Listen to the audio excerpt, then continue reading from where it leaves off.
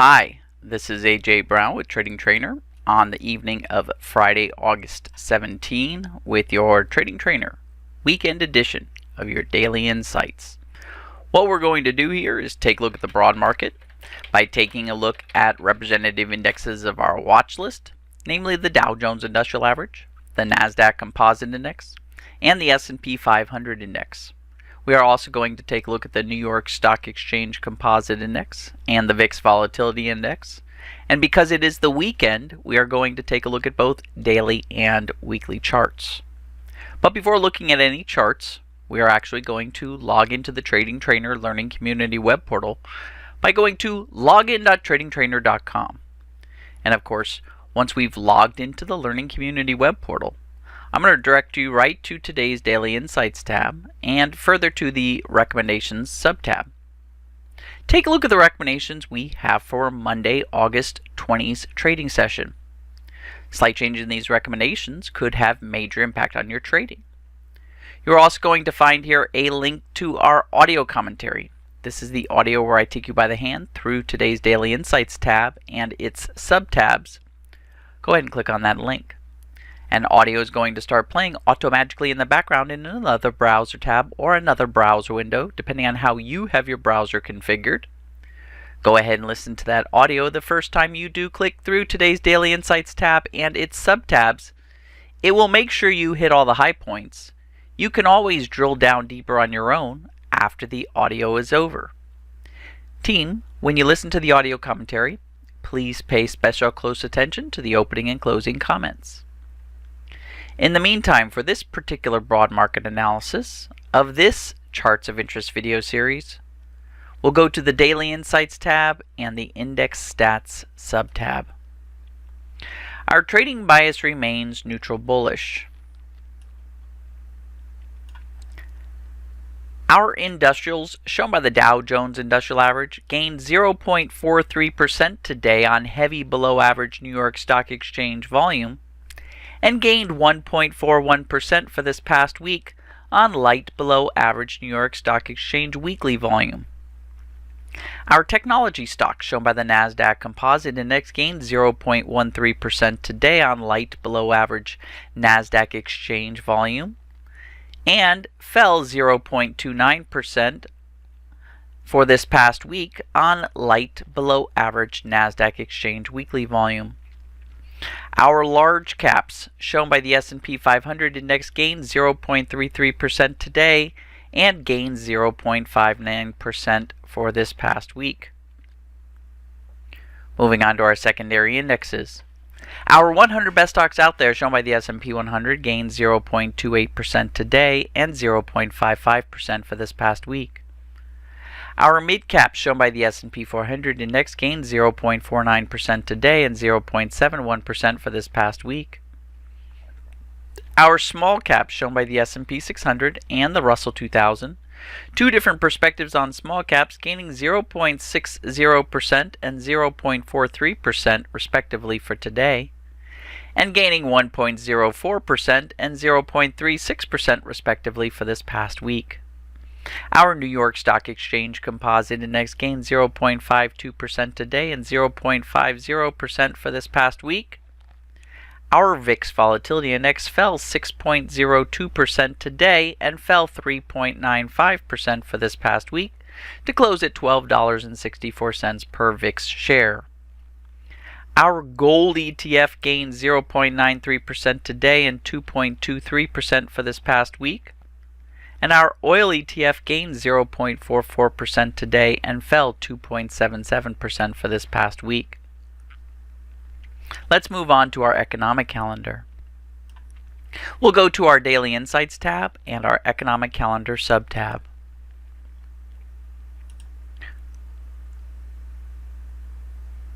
First thing I'd like you to do, team, is read today's Market Reflection Summary. The Market Reflection Summaries summarize what's happened this previous economic news day. Let's move forward to Monday, August 20. I'd like you to read our Market Focus Pointers. Our Market Focus Pointers give us a glimpse into the next economic day and what to expect. Also on Monday, August 20, you'll find our International Perspective and Simply Economics reports. These two reports are must-reads as they summarize what happened this past week on the international and domestic fronts and what to expect for the week to come. Please read these two reports, especially this weekend. Back to today, Friday, August 17, we released our mid-month consumer sentiment numbers. Prior, we reported 97.9. Today, we reported 95.3.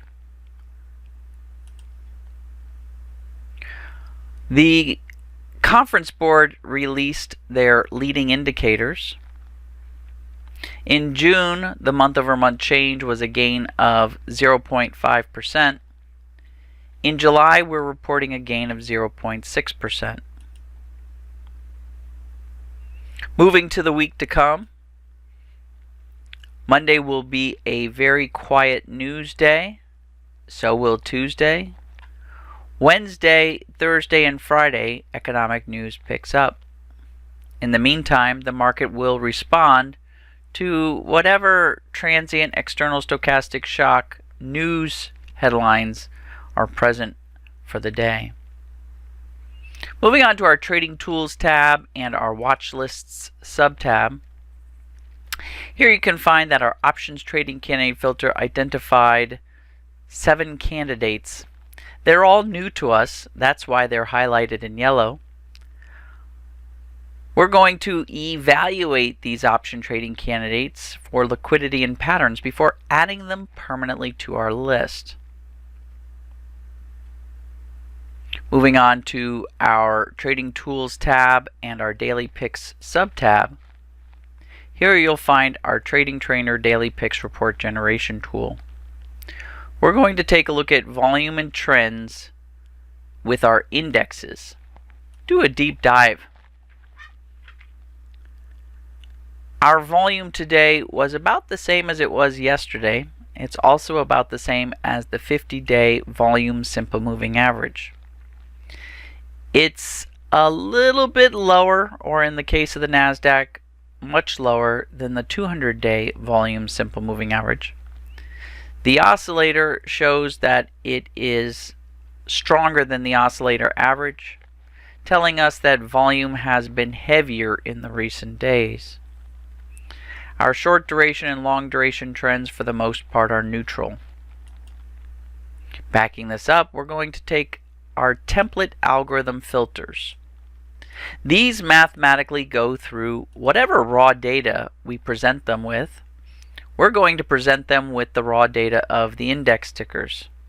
That's going to give us an idea of what the broad market personality is doing, as well as what to look for in our watch lists. Our reactive templates are coming up somewhat benign. I can see that our long-term trend still seems to be for the most part intact, but we're not getting any of our trigger or confirmations on these technical templates. Moving on to our short-term trend template and our trend reversal template, we see a little bit of schizophrenia, not knowing whether we're going up or down. Our pattern alteration template still shows the Bollinger Band with indexes at 4s, 5s, and 6s, and our bar counters are still in double digits, telling us that the broad market is still going sideways. Team, let's take a look at our Trading Tools tab and our Charting sub-tab. We're going to start with a quick review template. This is a 6-month daily chart with a linear scale and open high-low close bars. To that, I want to add my 30, 50, and 200-day simple moving averages. These lagging indicators help me determine trend. I have these simple moving averages added to the quick review template here in a user-defined template in my personal profile. I'm going to apply that user-defined template to the indexes, specifically starting out with the Dow Jones Industrial Average. Because it is the weekend, we're going to start by looking at a weekly 2-year chart. As you can see, the weekly 2-year chart, there is some clear channeling going on. It looks like we have a higher high after having a lower low. And so I'm going to mark this as testing bull for our weekly polarity. The volume in the last 2 weeks has been a little bit shy, but right in line with what we would expect for our summer doldrums. Moving into our 6-month daily chart, you can see this past 2 days, Thursday and Friday, we had some major up days. That was after Wednesday establishing a lower low. We're now establishing a higher high, telling us that the polarity is testing bull. Our 30-day is pointing up, our 50-day is pointing up, our 200-day is pointing up.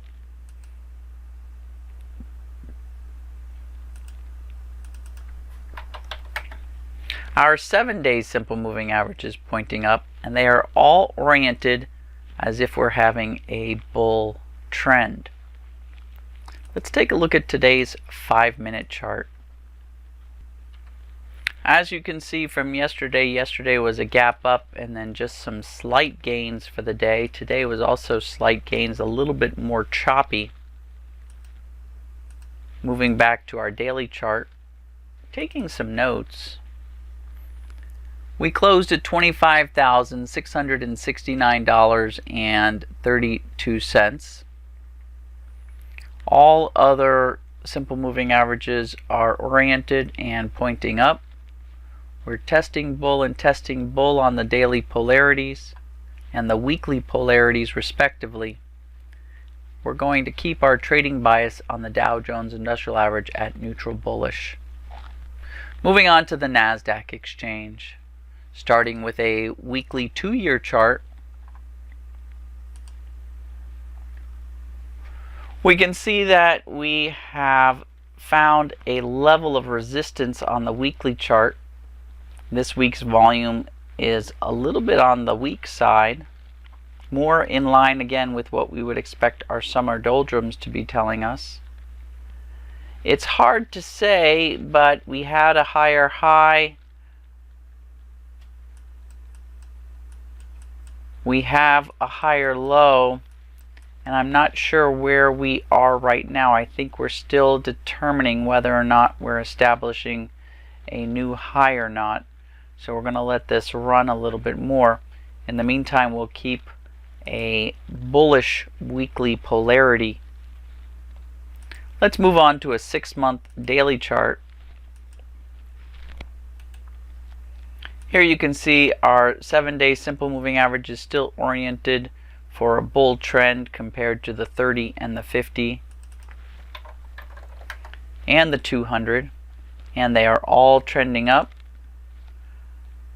Again, it looks like we have established some sort of level of resistance on the technology stocks. Looks like we're trying to break through somewhere around 7,880, maybe even 7,900. Looks like 7,900 will be a significant level on the NASDAQ. Let's take a look at our 5-minute chart.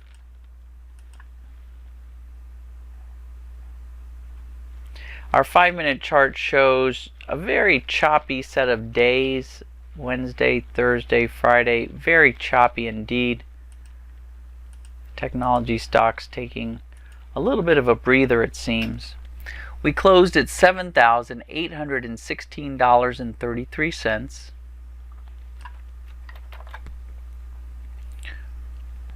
Our previous day high is lower than the other high after a higher low. So we're going to keep our testing bear polarity on the daily. And our trading bias for the NASDAQ, this week we downgraded it to neutral bullish. Moving on to the S&P 500 index, the index I feel like most represents our watch list. We're going to start with a weekly 2-year chart. You can see that the S&P 500 has made some progress after testing a low this week. We closed at 2,850. All of our simple moving averages are pointing up on the weekly chart. And you can see that volume again is in line with summer doldrums, nothing spectacular. Let's switch to our 6-month daily chart. Here you can see higher highs followed by higher lows. So our daily and weekly polarities seem to all be bullish. Our simple moving averages are pointing up.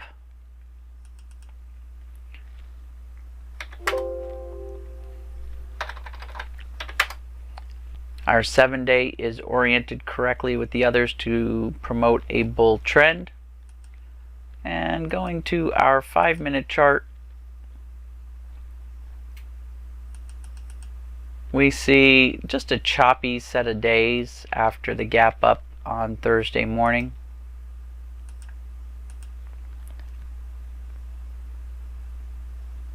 It looks like, if I go back to my weekly chart and I look at my Fibonacci price retracement lines,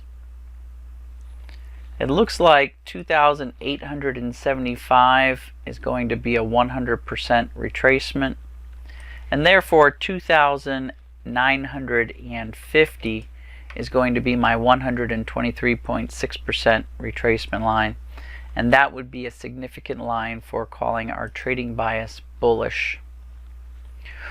We closed at $2,850.13.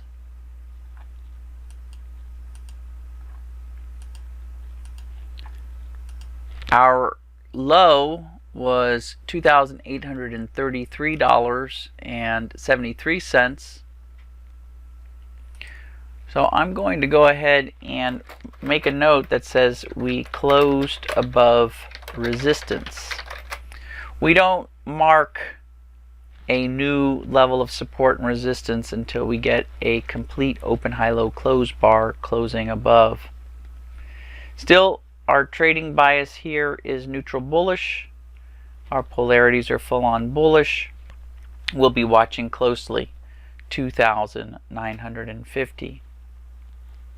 Our New York Stock Exchange Composite Index, starting with a weekly 2-year chart, shows some sideways consolidation. This particular secondary index has had a harder time of showing any sort of bull trend. Moving on to our 6-month daily chart, it's been a choppy week for the New York Stock Exchange. In fact, the 7-day has crossed down below the 30-day. The 30-day remains trending up, the 50-day remains trending up, the 200-day remains trending up. We're going to keep our trading bias here, though, neutral. We can't seem to get above some key levels of resistance, let alone below some key levels of support. Our 30, 50, and 200-day simple moving averages seem to be forming a butterfly pattern, which means there's some consolidation, maybe some confusion, maybe some misunderstanding happening in the markets right now.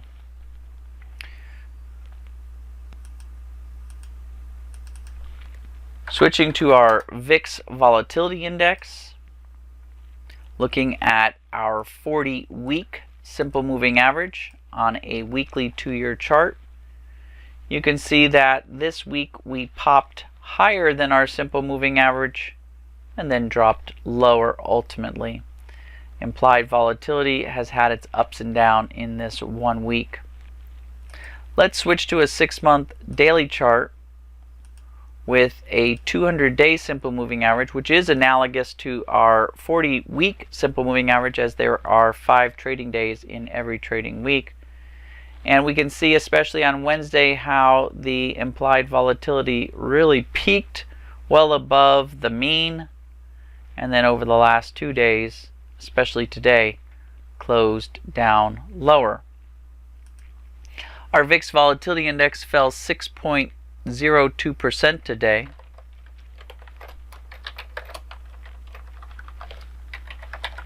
To close at $12.64 per VIX share. Our overall trading bias remains neutral bullish. Our broad market personality, we are still seeing, we are testing our channel top.